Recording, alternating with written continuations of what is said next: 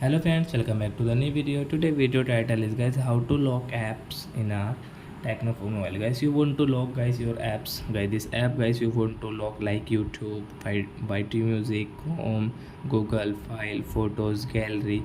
So which app guys you want to lock in your Tecno phone? So guys, how can you lock it? In this video guys, I will show you. So friends, now let's start the video.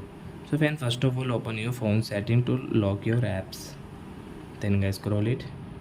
Guys, you can see your security settings, so guys tap here. Again scroll guys, you can see your app lock, so guys tap here. So guys draw your pattern.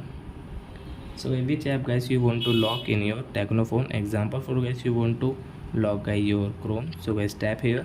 You can see guys like contact, file you want to lock, guys this app guys you want to lock, so you can lock from here guys. You will have to click this like Google, iParty, Josh, Maps. I want to lock like my photos, Play Store, YouTube, and Byte Music. And guys, you want to lock all, so guys click on all apps. And guys, now let's see. So guys, when you will open your YouTube, so you can see guys you have your lock.